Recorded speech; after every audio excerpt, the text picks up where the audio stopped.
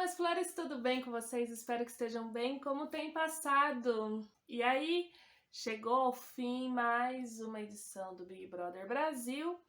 Esse ano, edição número 21.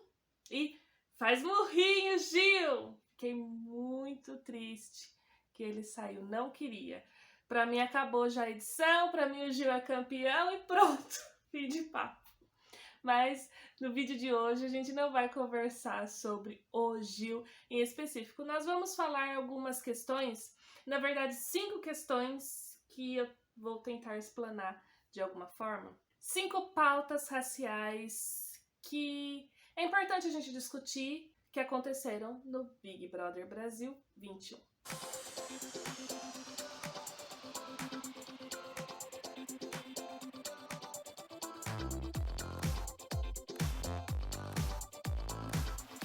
Bom, Big Brother Brasil, apesar de muita gente achar que é um programa fútil, é um programa, sei lá, sem conteúdo e tal, muito pelo contrário, é um programa cheio de conteúdo, cheio de questões a serem abordadas, cheia de temas a serem discutidos.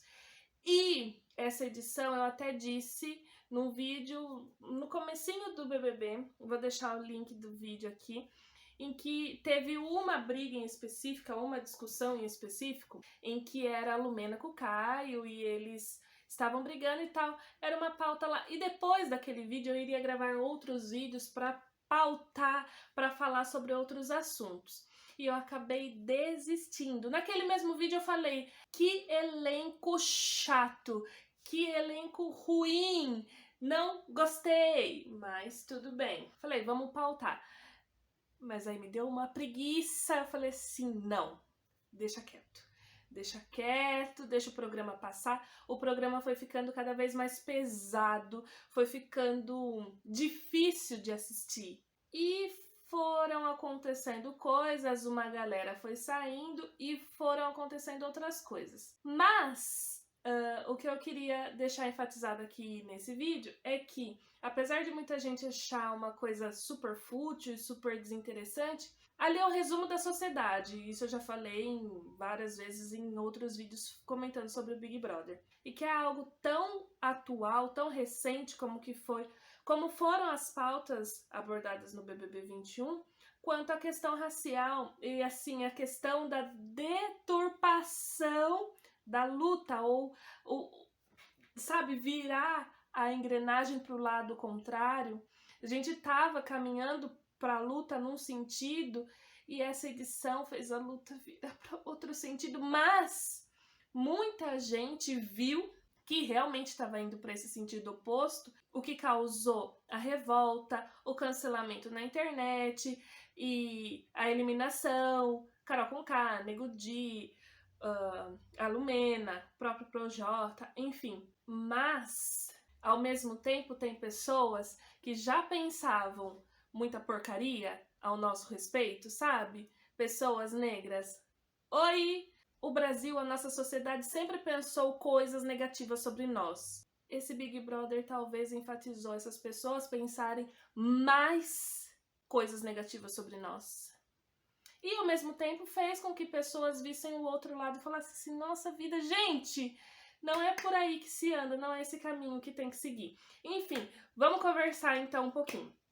Eu não vou enfocar em pautas sobre machismo, sobre homossexualidade, sobre xenofobia, eu não vou pautar em nada disso. Eu vou falar sobre questões raciais, assim, dando uma explanada geral em todo o contexto, que eu achei muito importante a gente comentar aqui. Então é assim, a questão racial, para muitos pode parecer mimimi, só que é importante. Tanto é importante que a gente viu o quanto que dói nas pessoas negras tantas coisas. E não é que dói à toa, dói porque tem um histórico aí. Aí vocês vão ter que procurar saber, vocês vão ter que pesquisar, vocês vão ter que estudar a aulinha de história.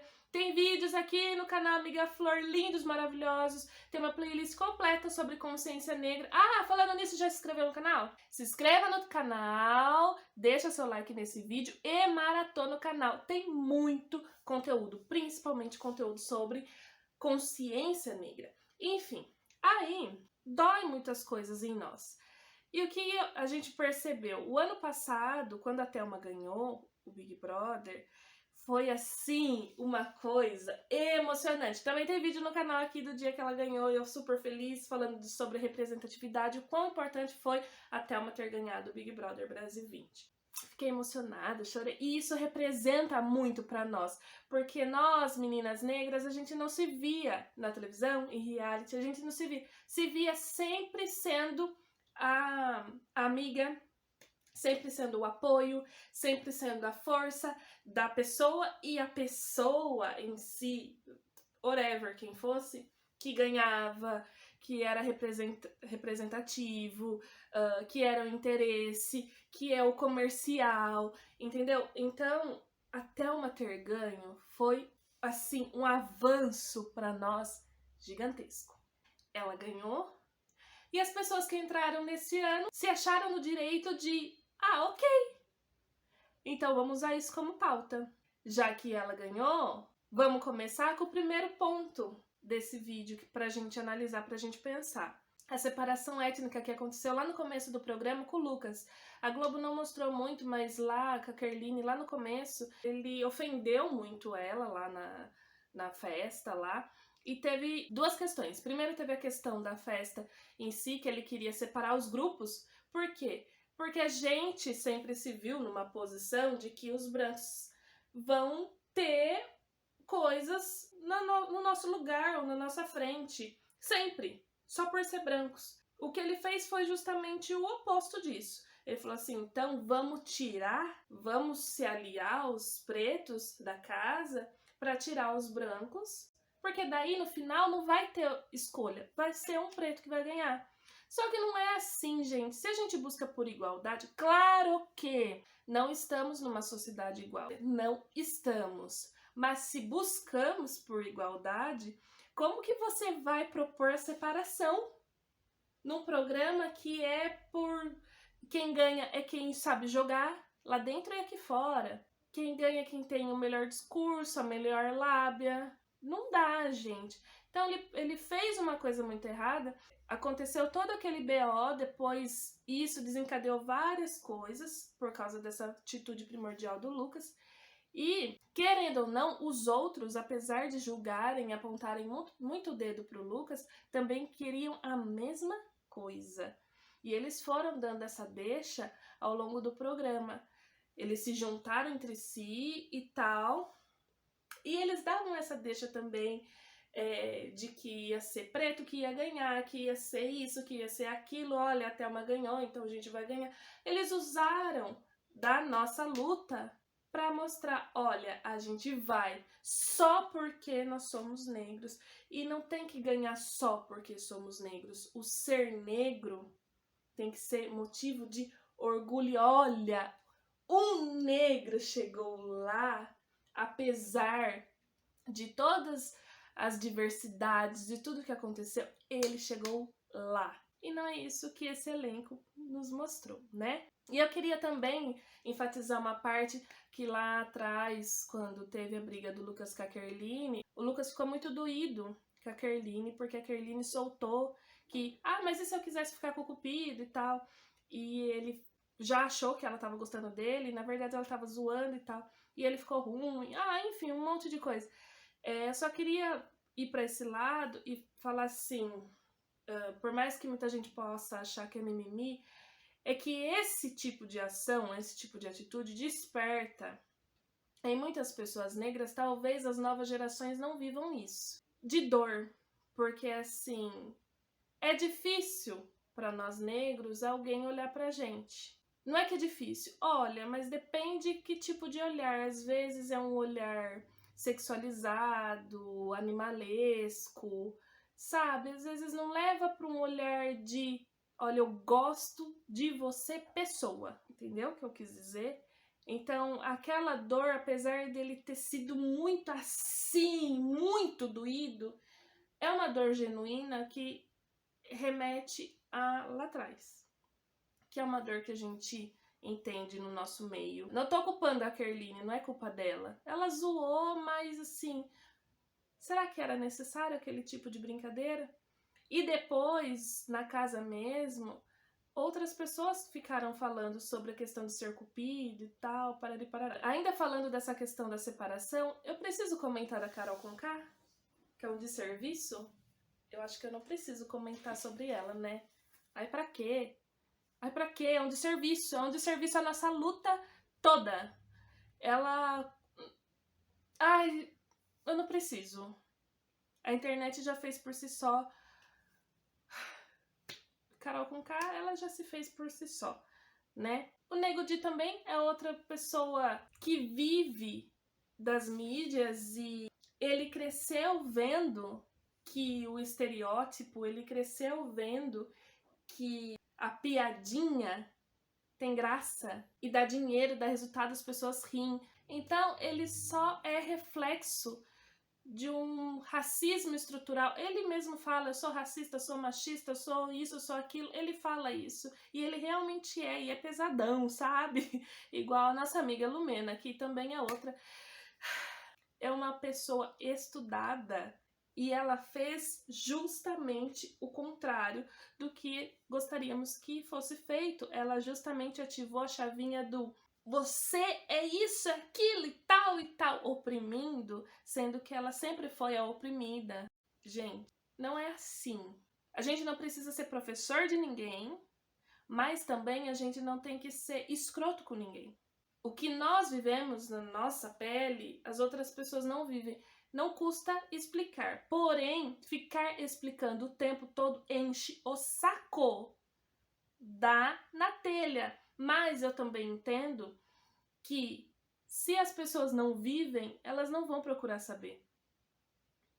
É uma dor que não é da pessoa, então a pessoa não procura saber sobre essa dor. Infelizmente, é assim que é. A gente só procura o que é de interesse nosso.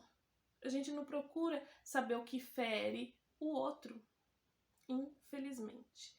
E a Lumena é esse tipo de pessoa, ela foi, pelo menos dentro da casa, esse tipo de pessoa a que, em vez de usar a luta a favor e mostrar o potencial dela e mostrar que o estudo e tudo, que ela chegou lá, não, ela fez justamente aquilo que fazem com ela.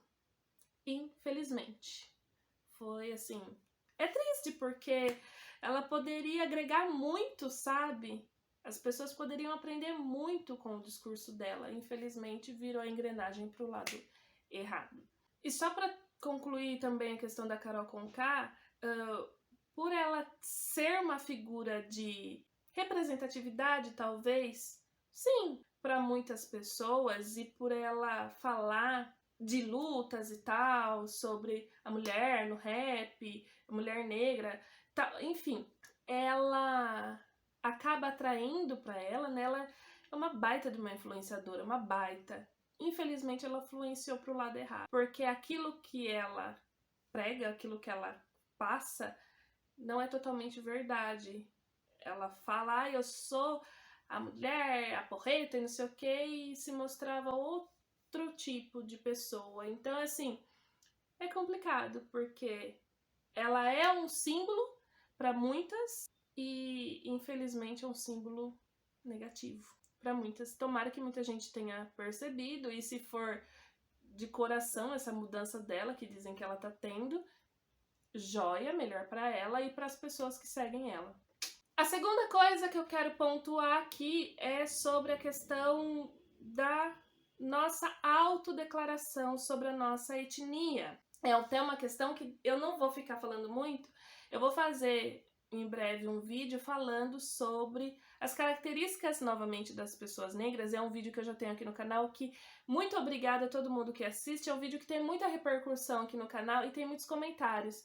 E foi o vídeo, acho que foi uma semana da consciência negra quando eu fiz aquele vídeo, e foi um vídeo que eu acho que foi um dos mais despretensiosos que eu fiz naquela época. E é um vídeo que as pessoas têm muitas dúvidas e é interessante que perguntam umas para as outras, ou para mim e tal, sobre a cor da pele, sobre qual que é a etnia deles. E assim, teve um momento na casa também que o Gil falou que ele era negro. E tava Carol Conká, tava Nego Di, não sei o que, no quarto, e estavam tirando sarro dele. A Lumena tentou ainda falar, gente, a etnia é autodeclaração.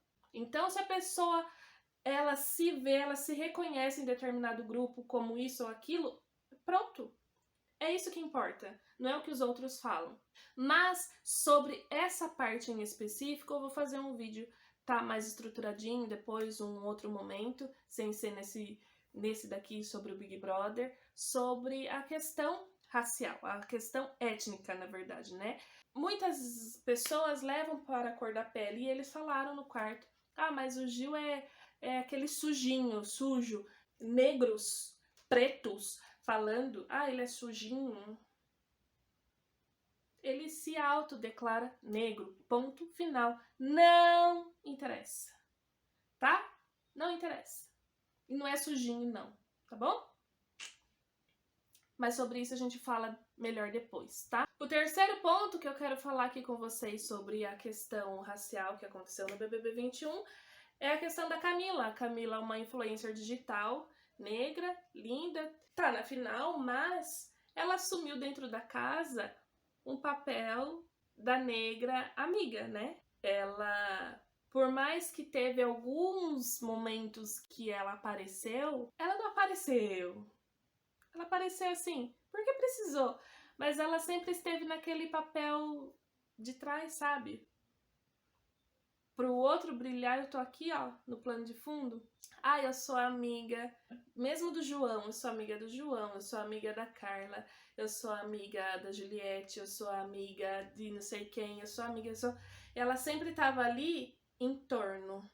E você nunca via a Camila brilhar. Ela se pautava em volta de outras pessoas. Que, gente, historicamente, a nossa história negra é basicamente isso. O negro é o que construiu a casa, mas não é o morador da casa. O negro é a que limpa a casa, mas não é a que mora na casa. A negra é a babá das crianças, mas não é a mãe das crianças. Entenderam o que eu quis dizer? A Camila, ela se colocou nesse papel de acolhedora, ajudadora. Não que ela não pudesse, não devesse fazer isso, mas quantas vezes ela perdeu a chance dela brilhar por ficar, ah, mas vamos conversar aqui, ah, mas vamos com aquele, ou nas mesmas pautas e tal. Cadê a Camila se mostrar? Ali é um jogo de protagonismo.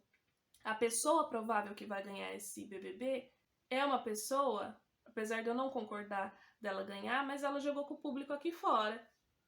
Ela foi protagonista. Não é um jogo de, apesar de você fazer alianças, não é um jogo de você ficar aqui e ali. Você tem que ser o protagonista. O Gil, que é o que eu gosto, queria que ele ganhasse, ele foi protagonista, ele saiu, mas ele saiu por erros dele, que ele cometeu por ser assim, assado, ou porque as pessoas também não souberam votar, aí cada um com o seu cada um. Mas sabe, cadê o protagonismo? O quarto ponto que eu gostaria de pautar aqui nesse vídeo é sobre a questão que teve mais recente, assim, já tem um mês, mas é mais recente, que foi a questão do cabelo do João, que o Rodolfo fez uma piada infeliz, mas fez. É assim, eu não vou entrar em detalhes sobre o João ter falado no ao vivo depois de 3 dias de ter acontecido. Não vou entrar em detalhes. A única parte que eu gostaria de entrar em detalhe nesse assunto, o Rodolfo fez a piada, ponto. Foi errado, foi, mas não tinha... Assim, aquilo que o Rodolfo falou, ah, eu cresci assim, assado, tal. Depois ele fala, ai, me desculpa. Não, ele não se desculpa. Me desculpa por falar assim. Ele não se desculpa, ele fala assim, mas gente, olha o meu cabelo. Ele não entendeu, tá? Ele não entendeu. Ele só tá propagando aquilo que ele cresceu a vida inteira ouvindo. Assim como o Nego Di sempre propaga aquilo que ele cresceu a vida inteira ouvindo. Simples assim. Fato. O que eu queria falar nesse pedaço é que a questão que muitas vezes, às vezes não somente as pessoas negras, mas como a gente tá falando sobre pessoas negras aqui nesse vídeo, muitas vezes a gente se depara com situações dessa no nosso dia a dia, em que outras pessoas nos machuca e a gente fica sem reação na hora. Aí a gente dá aquela risadinha de desconforto, a gente fala aquilo, tá bom, e passa. Depois aquilo vai nos remoendo e a gente vai sentindo uma dor muito grande. É complicado, não é fácil. Deveria ser uma coisa assim, mais fácil pra gente acontecer e ir lá conversar. E não é isso que acontece, infelizmente. Quantas vezes situações me deixaram pra baixo e eu não consegui falar na hora, mas depois em casa eu fiquei chorando, e doída e sofrendo. Porque envolve todo um contexto, tá? Não é só aquela fala. E ligado a isso, o que eu já posso falar? O quinto ponto, que é um tema super discutido hoje em dia, super falado, que é o tal do lugar de fala. E é engraçado que, assim, por ser talvez militante, vamos pôr, eu sempre vi o lugar de fala como é o meu lugar de fala e eu tenho que falar sobre a questão racial, tal, e depois daí eu reclamo, mas cansa ficar explicando e tal. Sabe, assim, fica uma coisa contraditória. E eu fui aprender na faculdade, meses atrás, sobre o lugar de fala. Todo mundo tem lugar de fala. Não é a pessoa tem um lugar de fala. Todo mundo tem um lugar de fala. Só que o meu lugar de fala é o lugar de fala de quem sentiu a dor, de quem sofreu aquilo. O lugar de fala do meu amiguinho que não sentiu não é o de estar sentindo, mas é o de explicar e mostrar para a pessoa entender aquilo que eu senti. E o quão é importante termos pessoas aliadas a nós para lutar nossa luta junto conosco. Não significa que vão saber exatamente o que a gente passa, não significa que entendem exatamente o que a gente passa, mas são pessoas que lutam com a gente, porque assim, infelizmente, é uma coisa que eu vou falar aqui, mas infelizmente a gente precisou do tal do lugar de fala porque ninguém escuta. Mas aí tá, aí a gente fala. E as pessoas continuam não escutando. Porque quem não gosta de mim vai continuar não gostando de mim. Entende? Então eu posso falar A, B, C, D, dada de Dodu, qualquer coisa. A pessoa vai continuar não entendendo e não gostando. Quando uma pessoa se identifica com outra pessoa semelhante a ela e essa outra pessoa fala aquilo que eu tô falando, só que no lugar de visão dela, no lugar de fala dela, essa outra pessoa pode ser que entenda. Isso eu também vou ter que fazer um vídeo à parte, viu? Porque esse vídeo já tá gigantesco. Espero que vocês estejam assistindo até aqui. Se inscreva, deixa seu like, tá bom? Conto com vocês. Talvez eu divida em 2 ou não sei. Vamos ver como que vai ser a edição. Mas é uma coisa que eu aprendi, falei pra vocês na faculdade meses atrás, e aprendi também no meu atual relacionamento, né, com meu marido. Porque somos de etnias diferentes, né? E eu fui muito bem aceita pela família dele, mas assim, não só a questão de ser aceita como pessoa, ser aceita como a Dandara, militante negra e tal. E eles lá, a família deles, exaltam esse meu lado. E quando é o momento que eu vou falar, eu falo. Mas quando é o momento que o jeito que eu tô falando não tá chegando em outras pessoas, e eles usam isso pra me ajudar as pessoas a entenderem o que eu tô querendo dizer, aí a pessoa dá uma clareada. Não sei se eu consegui explicar direito o que eu tô falando aqui. Então, na nossa luta, a gente precisa de outras pessoas conosco. A gente sozinho, infelizmente, uma andorinha só não faz verão, né? Mas com outras pessoas à nossa volta, dá pra mexer esse doce, viu? Mexe e é fantástico. E por que eu tô falando isso? Quando o Thiago explica pro Rodolfo. Ele ainda não entendeu totalmente, mas o Thiago foi tão didático. E primeiro citou a questão do próprio cabelo, Thiago Leifert, tá?